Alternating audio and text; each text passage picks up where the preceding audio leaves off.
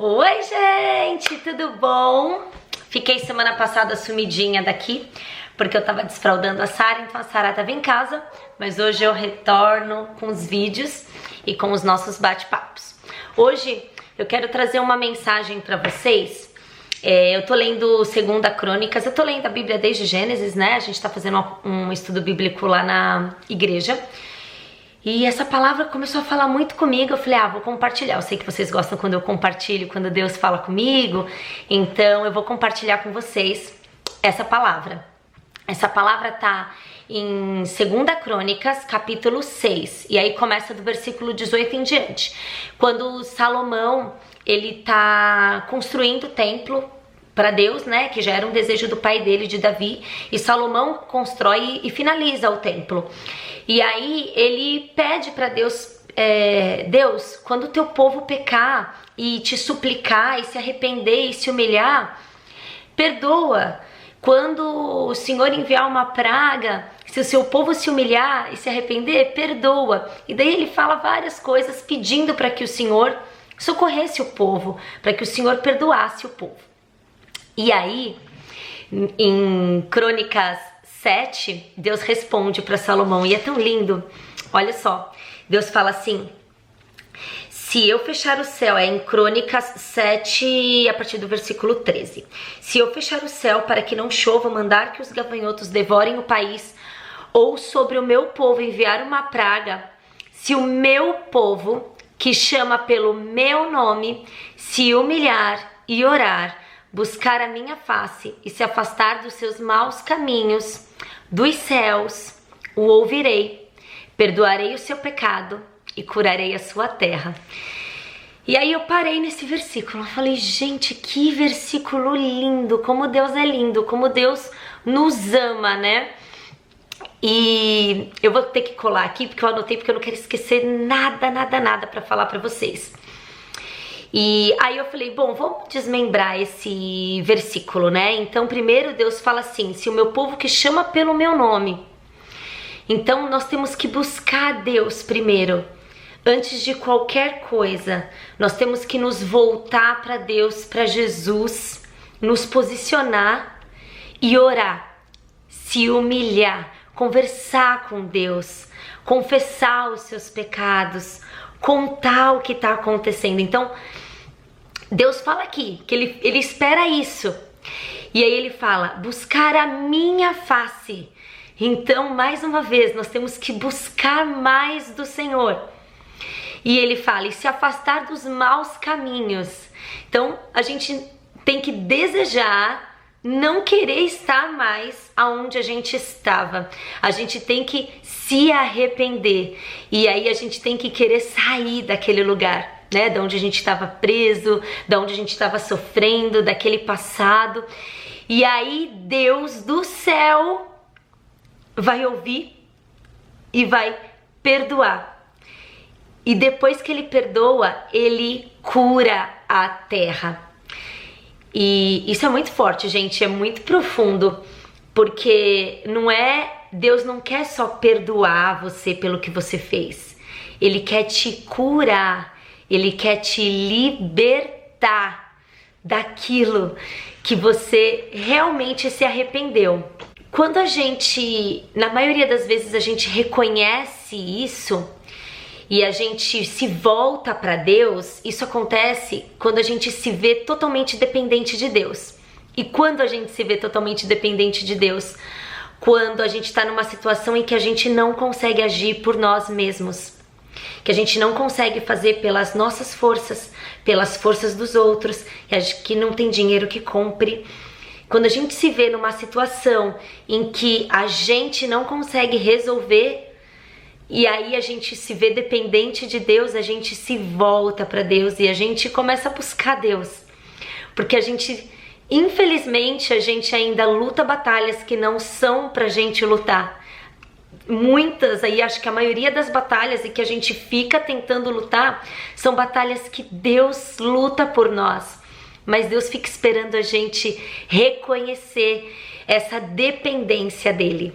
Quando Deus fala que, quando a gente reconhece e aí a gente fala que a gente é dependente, a gente deseja uma transformação, a gente deseja sair daquele lugar, a gente deseja ser livre, a gente não quer mais ficar preso no pecado, aí a gente começa a desejar que o Senhor nos perdoe e o Senhor traz arrependimento daquilo e a gente começa a querer sair daquele lugar. Em Lucas 5, versículo 31, Jesus lhe respondeu: não são os que têm saúde que precisam do médico, mas sim os doentes. Eu não vim para chamar os justos, mas pecadores ao arrependimento.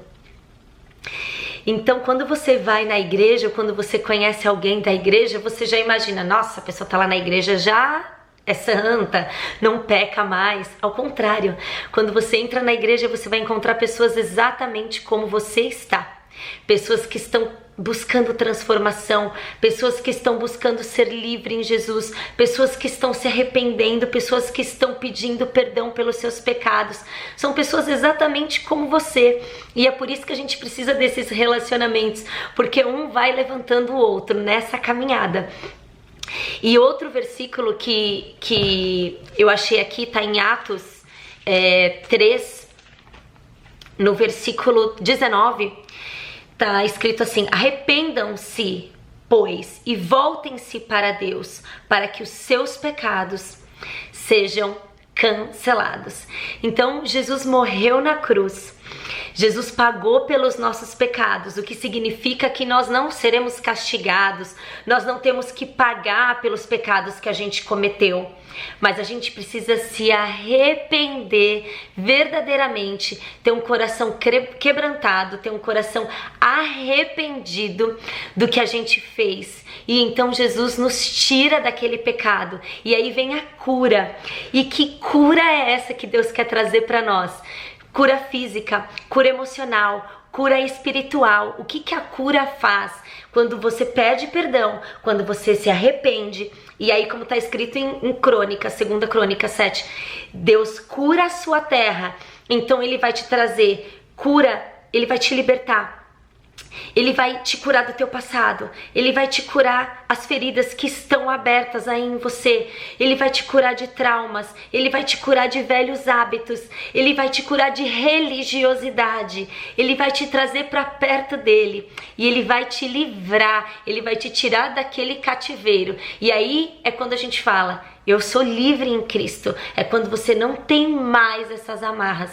Então Jesus não quer só perdoar os teus pecados, Ele quer te curar e te libertar dos teus pecados, porque Deus não quer que você continue sujo, Deus não quer que você continue fazendo o que você fazia antes. Quando a gente é curado, a gente é verdadeiramente transformado por Deus. E esse é o verdadeiro evangelho. Em 2 Crônicas, nas 6:18, olha só o que Salomão fala para Deus. É tão lindo, gente. Ai, como Deus é lindo. Salomão constrói o templo, já fico até com vontade de chorar. Salomão constrói o templo e ele fala assim: mas será possível que Deus habite na terra com os homens? Os céus, mesmo os mais altos céus, não podem conter-te, muito menos este templo que construí. Deus é tão grandioso, tão soberano, e mesmo assim Ele escolheu habitar dentro da gente, porque hoje nós somos templos do Espírito Santo. Deus escolheu habitar em nós. Deus nos amou primeiro. A gente não precisa fazer nada para que Deus nos ame. O amor de Deus veio de graça pra gente. Deus tem misericórdia de nós. E Ele mandou o seu Filho pagar os nossos pecados. E Ele só quer que a gente se arrependa dos nossos pecados.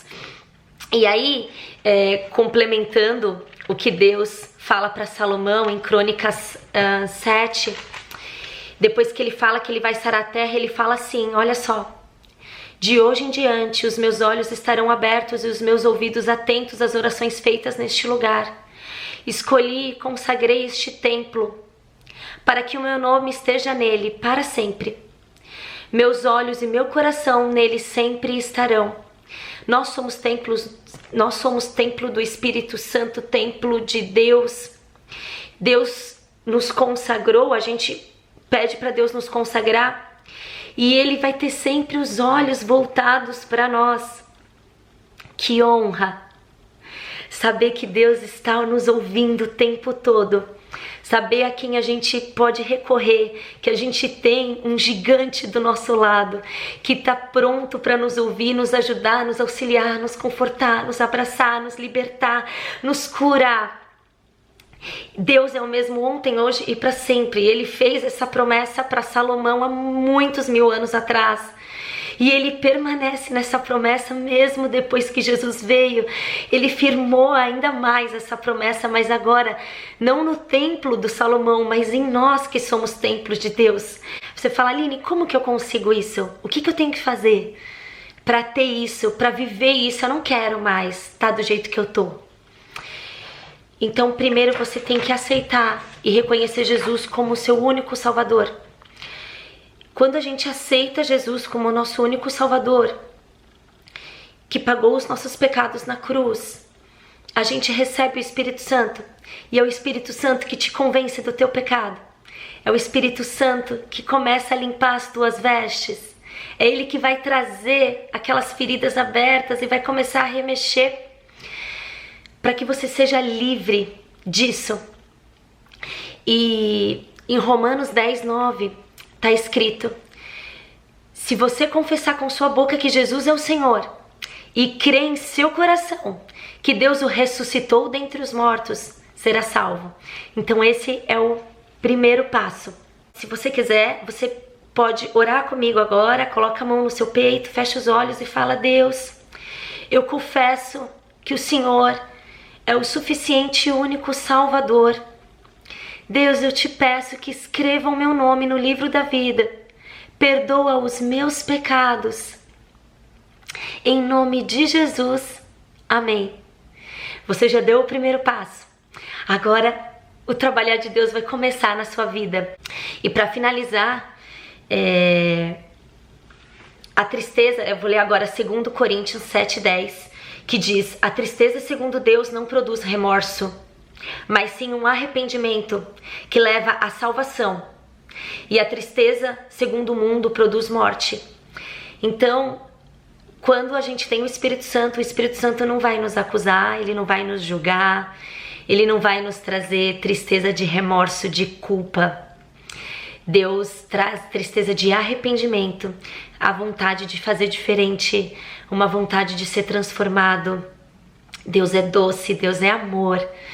E Ele jamais vai te acusar.